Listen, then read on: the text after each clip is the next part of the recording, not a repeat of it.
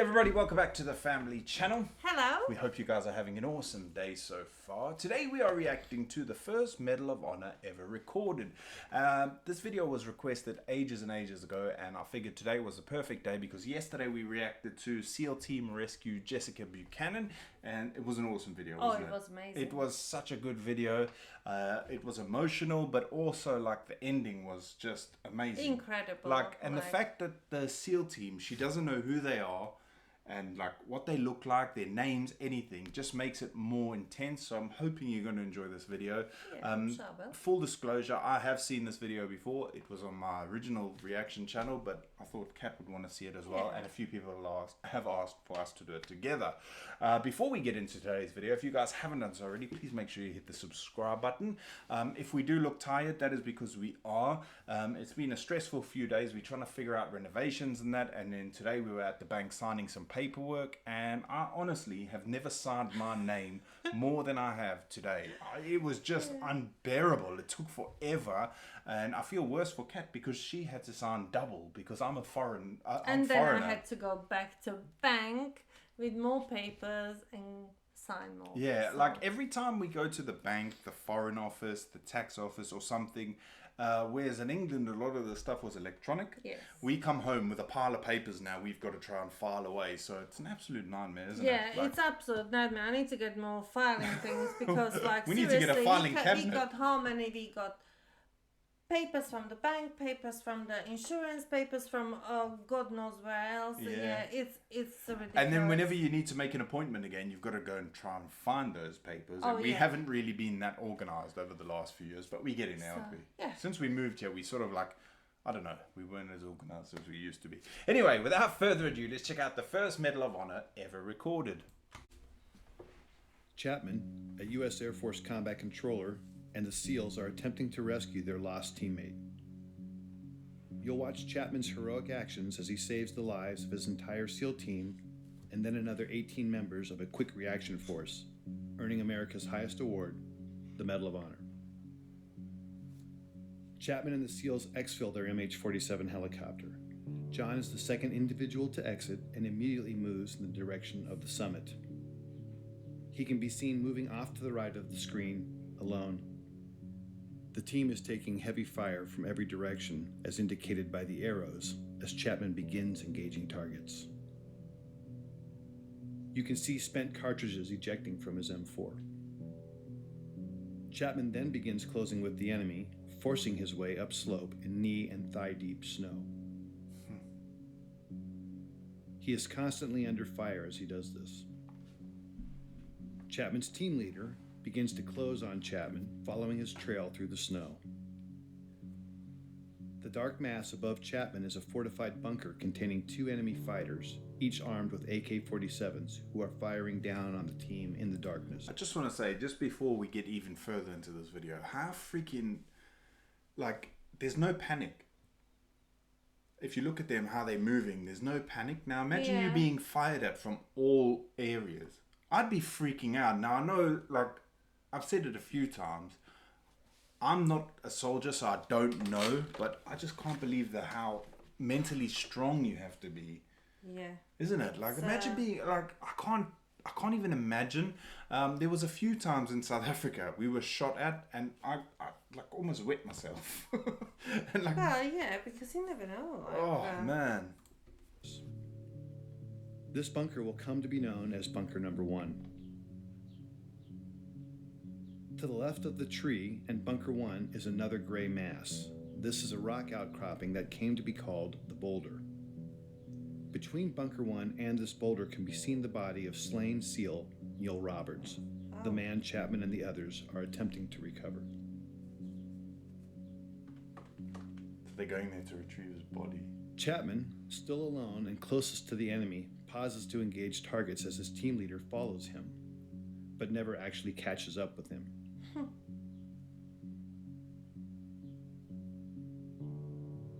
Chapman, on his own, now makes the decision to charge directly into the enemy bunker, despite withering point-blank fire.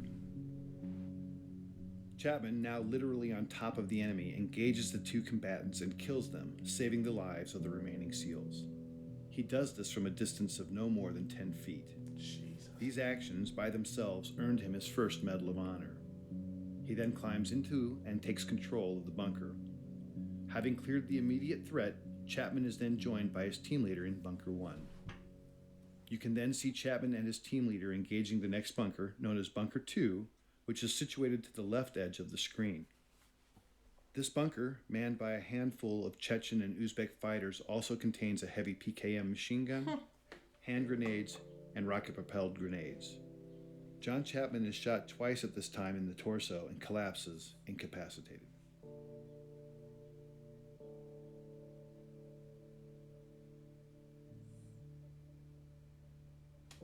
You are now looking at a new angle, and at the left of the screen can be seen the two-man fire team and team leader on top of the boulder. Just below it is Bunker 1 with the mortally wounded Chapman. One SEAL can be seen firing his modified M60 machine gun from the hip into Bunker 2 on the right side of the screen until he is struck by grenade shrapnel and tumbles 10 feet off the top of the boulder, collapsing at the feet of his team leader, thus setting off a chain of events that would lead to the SEALs abandoning Chapman on the summit. The wounded SEAL and the team leader can be seen conferring about his injuries. Moments later, the SEALs decide to retreat from the summit because their position is untenable in the face of continued massive enemy firepower. They can be seen moving toward the right side of the screen and passing the body of Neil Roberts. Unfortunately, I'm getting fucking teary. Oops, excuse my language, I'll bleep that. I'm getting teary. That is It's horrible. horrendous. Fortunately, the SEALs do not pass John Chapman, who is above them and inside Bunker 1.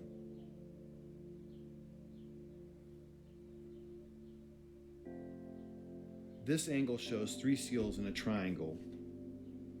The larger black heat signature is a smoke grenade. Just to its left is a donkey and dead Al-Qaeda fighter killed by Chapman. The steepness of the mountain can be seen as the SEALs begin to slide down the near sheer face.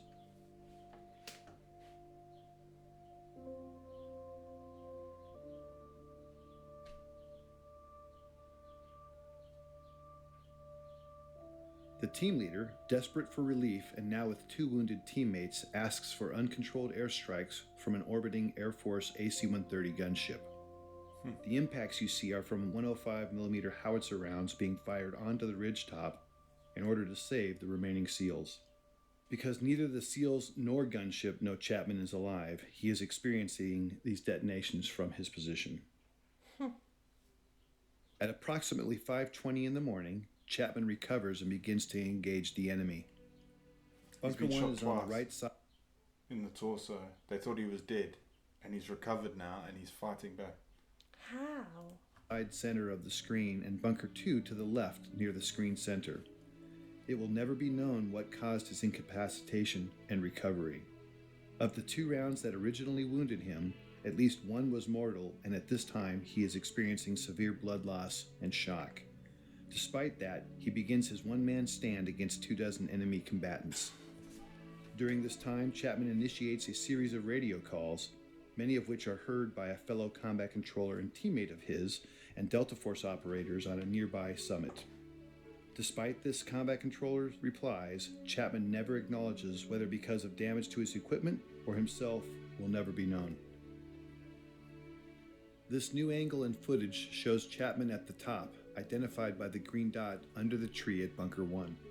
The lower center of the screen shows the first enemy fighter who is about to charge Chapman in the hopes of killing the American. The timestamp at the bottom shows it is now 6:05 in the morning and fully light. He's been fighting alone now for 40 plus minutes and has received more gunshot and shrapnel wounds as a result of the fierce combat. This scene shows the second of several enemy charges. In this stunning display of determination and courage, Chapman can be seen fighting hand-to-hand with the fighter. Jesus. In the larger screen display can be seen additional enemy moving on to the summit. But right now, John Chapman is fighting for his life. 6 minutes later, in this new shot, Chapman can hear another helicopter approaching the summit. He is in the bottom center of the screen underneath the tree and can be seen in the magnified inset box as he begins his desperate final stand to save the lives of the 18 men on the helicopter. The red dots are enemy fighters. John begins engaging the enemy in multiple directions and is rapidly approaching the last of his ammunition. The helicopter contains a quick reaction force comprised of Rangers, pararescuemen, and another combat controller. It is now 6:13 and the helicopter is short final. The enemy is desperately trying to displace Chapman so they can put heavy weapons or rocket-propelled grenades in Bunker 1 while simultaneously engaging the helicopter.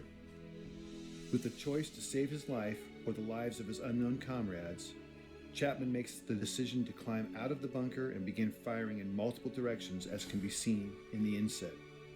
Suffering from as many as a dozen wounds, Chapman is in fact already in the process of dying. As he fights, the helicopter is struck by a rocket-propelled grenade and makes a remarkable controlled crash just below Chapman and the summit. Chapman, now off-screen, continues to cover his comrades as they pour out of the stricken helicopter. Some of them are fatally shot as they exit. These images, with Chapman fighting the enemy at close quarter, are the last to show him alive and in this heroic act, thus qualifying for his second Medal of Honor. Ultimately, Chapman would expend all but the last few rounds of his ammunition, until, finally, after 16 bullet and shrapnel wounds, Chapman succumbs when he is shot through the heart. We will never know his final thoughts or words, but what we do know is his decisions and actions single-handedly saved the lives of 23 comrades. Wow. For more information... That's a true hero, isn't it? I can't believe that. That's like a true story. The first time I saw this video, you'll have to excuse my language earlier. I didn't forget, but like, it's so freaking hectic, man. That's one man. He did things that hardly anybody in the world could ever do, like realistically. Yeah. Oh man, I don't even know. I'm lost for words with stuff like this. It's freaking horrible.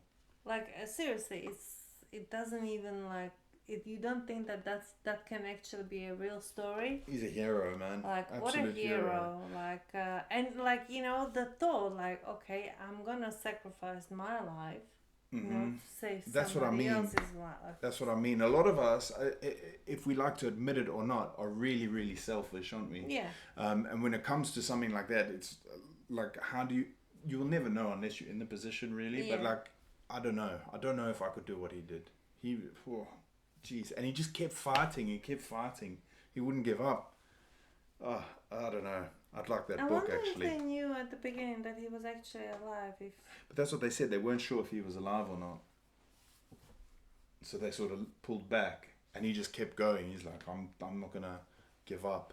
And he had been hit so many times with shrapnel and bullets, and then finally one went through his heart. Flippin' heck. Oh. Brutal, eh?